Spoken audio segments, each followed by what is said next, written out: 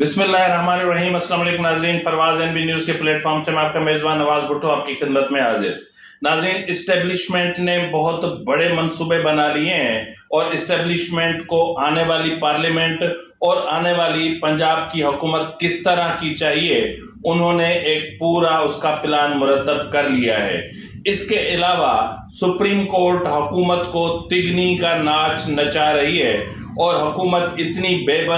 बेबस और लाचार हो चुकी है कि हुकूमत के पास कोई जवाब तक नहीं है। और दूसरी तरफ जो अटॉर्नी जनरल हैं,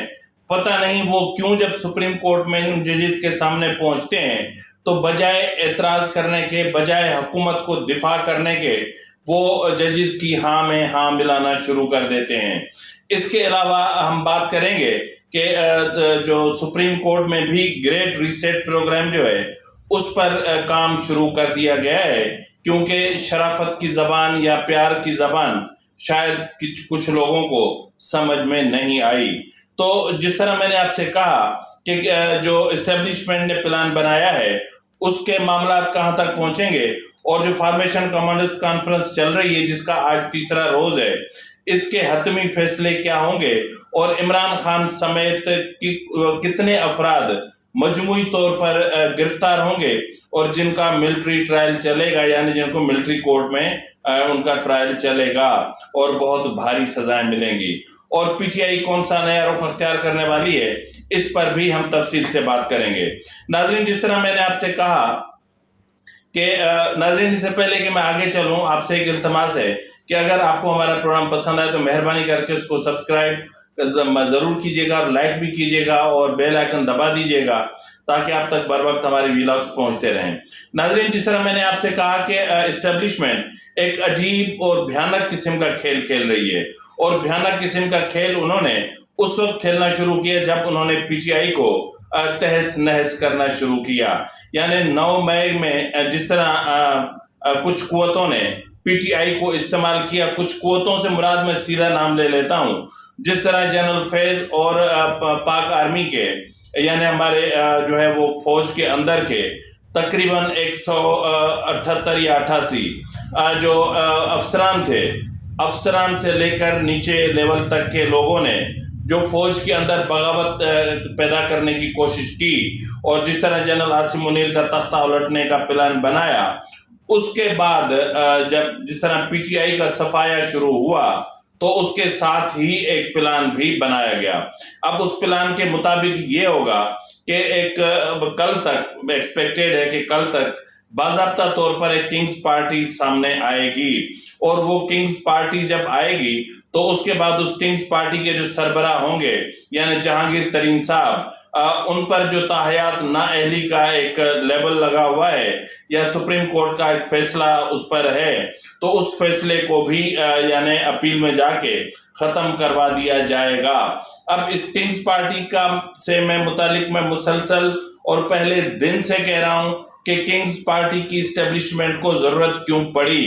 क्योंकि इस्टेब्लिशमेंट इस वक्त भी नहीं चाहती कि कोई मजबूत और मुस्तहकम पार्लियामेंट वजूद में आए, और ऐसी पार्लियामेंट वजूद में आए जो कल जो इस्टेब्लिशमेंट है उसकी बराबरी कर सके या फिर उसको अपने मातहत बनाने की कोशिश कर सके। तो इसलिए इस्टेब्लिशमेंट के बारे में यही है कि उन्हें एक हंग पार्लियामेंट चाहिए,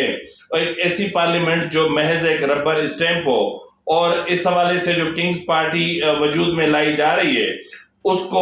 कौमी असेंबली की जो पंजाब से ज्यादा नशिस्तें जितवाने की कोशिश की जाएगी, और इस हवाले से चंद नशिस्तें सिंध से और एक आध नशिस्त जो है वो बलूचिस्तान से, और कुछ नशिस्तें खैबर पख्तूनख्वा से दिलवाई जाएंगी, ताकि ये जो किंग्स पार्टी होगी वो कौमी असेंबली में बार्गेनिंग की पोजीशन में आ सके, और फिर ऐसा ही जो सूरत हाल होगी वो होगी अपना पंजाब असेंबली की, कि पंजाब असेंबली में भी एक ऐसा चूचू का मुरब्बा बनाया जाएगा कि कोई भी वाज़ेह अक्सरियत के साथ नहीं होगा, और फिर एक मजबूर, बेबस, लाचार, एक कमजोर हुकूमत वजूद में आएगी। अब इसके सामने अगर कोई दीवार बन के खड़ा है तो वो कौन है? नाज़रीन, गुज़िश्ता रोज आपने आसिफ जरदारी को गुज़िश्ता शब انہوں نے جو ہے وہ ٹکٹ ہولڈر سے جس طرح بات چیت کی اور جس طریقے سے اور جس لہجے سے بات چیت کی، وہ لہجہ اپنے آپ میں بہت معنی خیز ہے۔ انہوں نے کہا کہ سیاست میں ہر چیز کا حل موجود ہے اور جن کو سیاست نہیں آتی ان کو حل نہیں ملتا۔ انہوں نے کہا یہ 2 ماہ میں الیکشن نہیں کروا سکتے اور الیکشن تبھی ہوں گے جب میں چاہوں گا، اور جب میں الیکشن کرواؤں گا تب ہوں گے۔ تو مطلب یہ یوں سمجھ لیں کہ دوسرے لفظوں میں ایک طریقہ یہ بھی ہے کہ انہوں نے اسٹیبلشمنٹ کو بھی 2 ٹوک الفاظ میں نے کل کے ویلاگ میں بھی کہا تھا کہ پیپلز پارٹی کو پنجاب کی حکومت ہر صورت میں چاہیے، اور اس حکومت کے حصول کے لیے وہ وزارت عظمیٰ سے بھی دستبردار ہونے کے لیے تیار ہیں۔ تو اب ایسی سچویشن میں جہاں پر بن جائے تو وہاں پر آصف علی زرداری کا دبے لفظوں میں اسٹیبلشمنٹ کو للکارنا اور کھلے لفظوں میں اسٹیبلشمنٹ کو پیغام بھیجنا کہ اب بس، اب بہت ہو چکا۔ تو بہرحال اب دیکھتے ہیں کہ آنے والے دنوں میں کیا ہوتا ہے۔ ناظرین، اس وقت سپریم کورٹ جو ہے وہ پارلیمان پر مسلسل وار پہ وار کیے جا رہی ہے اور دھڑا دھڑ وار کی جا رہی ہے، اور پارلیمان ہے کہ وہاں سے محض جذباتی تقریروں کے اور محض ایک قراردادوں کے اور کوئی بھی پریکٹیکلی عمل نہیں کیا جا رہا۔ جس طرح آپ نے دیکھا ہوگا کہ یہ وہی سپریم کورٹ ہے جس نے supreme court practice and procedure act 2023 کو کالعدم قرار دے دیا اور کالعدم یعنی اس پہ اسٹے دے دیا، حکم امتناع جاری کر دیا، اور ٹھیک اسی طرح اپنے ہی جو ہے وہ کمپلیننٹ پیدا کر کے اور پھر ایسا ہی تماشا جو کیا گیا ہے وہ کیا گیا ہے Supreme Court Judgment and review act 2023 کے حوالے سے۔ یعنی آج سماعت ہوئی، یعنی پوری سپریم کورٹ میں یہ 3 ہی ججز ہیں، یعنی چیف جسٹس عمر عطا بندیال صاحب، جسٹس منیب اختر، جسٹس اعجاز الحسن، یہی 3 قابل ججز ہیں۔ یہی وہ ججز ہیں جو آئین کو سمجھتے ہیں، جو آئین کی نبض کو سمجھتے ہیں، جو آئین کے جو ہے وہ خد و خال کو سمجھتے ہیں، اور یہی ہیں۔ ان کے علاوہ باقی جتنے بھی ججز ہیں سب نااہل ہیں۔ میں تو کہتا ہوں کہ سب کو فارغ کر دیا جائے، اور جو 3 رکنی یا 4 رکنی یا جو 8 رکنی یہ ایک گروپ ہے، بھلے آپ کہو کہ گروپ بندی نہیں ہے، بھلے جسٹس قاضی فیاض عیسیٰ کہیں کہ گروپ بندی نہیں ہے، لیکن عمر عطا بندیال صاحب یہ باور کرواتے ہیں کہ سپریم کورٹ میں گروپ بندی ہے۔ تو بہرحال آج جس چالاکی سے اسی بینچ نے 2 مختلف کیس سنے۔ ایک کیس کیا تھا؟ ایک کیس تھا یہی جس طرح میں نے کہا کہ Supreme Court Judgment and review act 2023 کے حوالے سے بھی درخواستیں پہنچ گئیں۔ اب وہ ایڈمیزیبل ہیں کہ نہیں ہیں وہ بھی ہو گیا، یعنی جو پروسیجر ہوتا ہے فارملی وہ سب ہو چکا، سماعت کے لیے مقرر بھی ہو گئی اور آج سماعت بھی ہو گئی۔ کمال ہے نا۔ اور جبکہ کیس جو تھا وہ تھا الیکشن کمیشن کی جو نظر ثانی کی درخواست ہے 14 مئی کے انتخابات کے حوالے سے، اس پر کیس سماعت ہونی تھی۔ تو آج جو ہے وہ حیران کن جملے کا ہے۔ ایک جملہ تو خیر بہت ہی حیران کن ہے کہ ہم اللہ مولا کریم کے لیے کام کر رہے ہیں،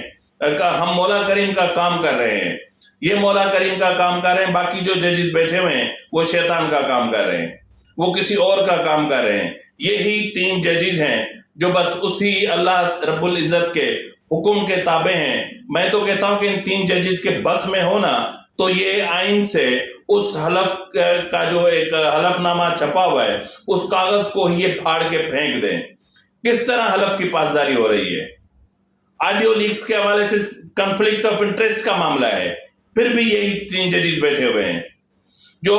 ایک چیز امپلیمنٹ ہو چکی، supreme court judgments and review act 2023 implement ہو چکا، اس کے تحت لارجر بینچ نہیں بنایا جا رہا۔ اس ایکٹ پر حکم امتناع بھی جاری نہیں کرنا اور اس ریویو ایکٹ کو ماننا بھی نہیں ہے، اور منگل سے سماعت شروع کرو اور یومیہ کی بنیاد پر نمٹاؤ جی، ان کو ختم کرو۔ تو بہرحال آج حیران کن جو بات ہوئی وہ یہ ہوئی علی ظفر صاحب جو نہ تو کوئی فریق تھے، نہ تو کسی اپلیکینٹ کے وکیل تھے، نہ کچھ تھے، اور وہ جی پہنچ گئے عدالت کی معاملت کے لیے اور کھڑے ہو گئے جی 15 منٹ تک آئین جھاڑتے رہے اور صدائیں سنتے رہے کہ 14 مئی کو جو ہے وہ آئین کا قتل ہو چکا اور روز آئین سسک رہا ہے، مر رہا ہے، اور آپ فیصلہ کریں. تو یار حیرت کی بات ہے. اور ایک طرف جہاں پر یہ چیزیں ہو رہی تھیں، وہاں پر سپریم کورٹ کے جو اپنا چیف جسٹس صاحب فرماتے ہیں کہ آپ نے جو ہے وہ سپریم کورٹ کے سامنے احتجاج کر کے کیا حاصل کر لیا؟ آپ ہم پر اثر انداز ہونا چاہ رہے تھے. کمال ہے یار، حیرت کی بات ہے کہ مطلب پارلیمان پہ وار ہو رہے ہیں، لیکن جو ہے وہ اس وقت جو عدالت کو جو کور کرتے ہیں صحافی، ان دوستوں کا کہنا ہے کہ یہ جو بھی کچھ ہو رہا ہے یہ لاہوری گروپ ایکٹیو ہو چکا ہے عمران خان کے دفاع کے لیے، اور یہ لاہوری گروپ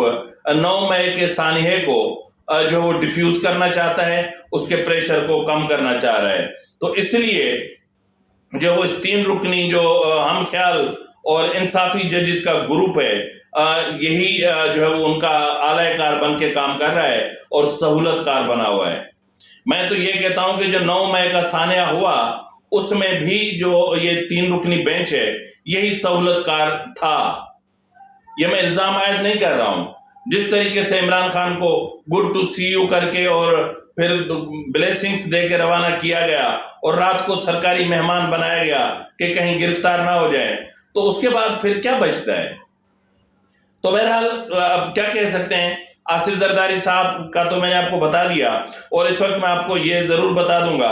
کہ جو ہے وہ سپریم کورٹ کے اندر گریٹ ریسیٹ پروگرام جو ہے اس کا باضابطہ طور پر آغاز کر دیا گیا ہے اور ریسیٹنگ ہو رہی ہے. اور کیونکہ سپریم کورٹ کا جو سسٹم ہے، جو ان کا پروگرام ہے، جو اندر سافٹ ویئر ڈلا ہوا ہے، اس میں شاید کوئی وائرس آ گیا ہے یا پھر کوئی ایرر آ گیا ہے. اس کو جو ہے وہ نارملی ٹھیک کرنے کی کوشش کی گئی، لیکن شاید کچھ لوگوں کو یہ بات سمجھ میں نہیں آئی. اور آنے والے جو 2 ہفتے ہیں، یہ 2 ہفتے بہت بڑے تصادم کو جنم دینے جا رہے ہیں.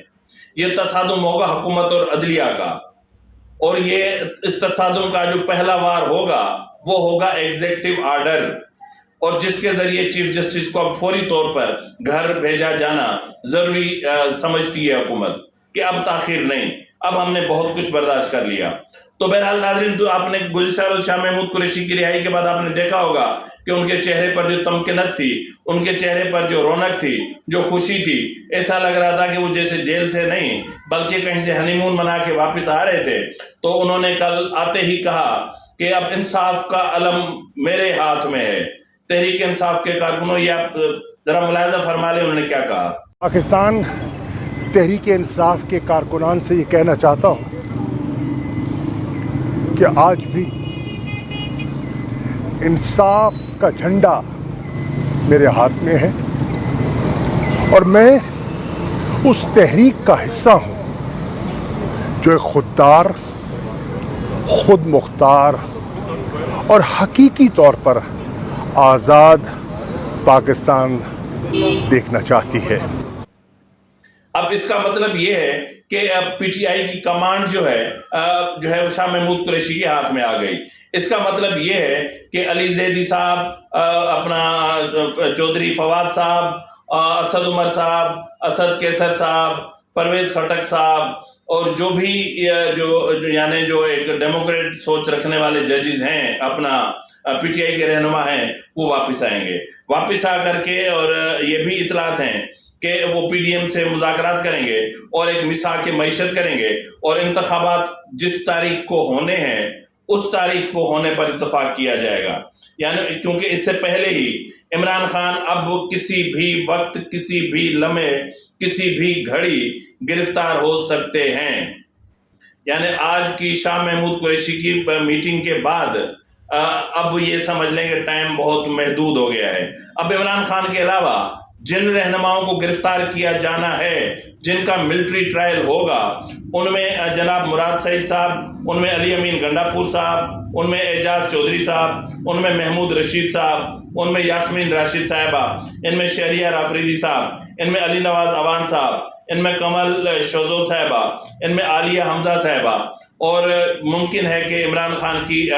بہنیں جو اس وقت جنا ہاؤس میں جب جلا وغیرہ ہو رہا تھا تو وہاں پر موجود تھیں، اور یہ ویڈیو اس وقت آپ کی اسکرین پر موجود ہے، دیکھ سکتے ہیں کہ دونوں بہنیں وہاں پر موجود ہیں۔ تو بہرحال یہ سب کچھ ہونے جا رہا ہے، اور سپریم کورٹ کو اب ایک بھرپور جواب دینے کی تیاری کی جا رہی ہے، اور یہ بھی اطلاعات ہیں کہ جو منگل کو سماعت ہوگی اس میں جو اٹارنی جنرل ہے وہ اس بینچ پر اعتراض اٹھائیں گے اور اس بینچ کو معاملت نہیں کریں گے، اور کہیں گے کہ جی جو ہے وہ اب آپ کو لارجر بینچ بنائیں گے تبھی ہم پیش ہوں گے، ادروائز ہم نہیں ہوں گے۔ اور 4-3 کا فیصلہ آلریڈی امپلیمنٹڈ ہو چکا ہے، اور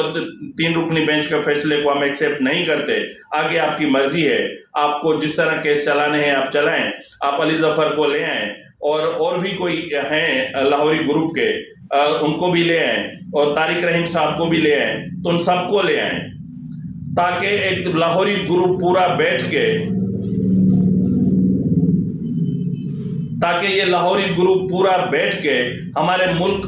ملک کے نظام عدل کا جو آخری اور حتمی جو اس کے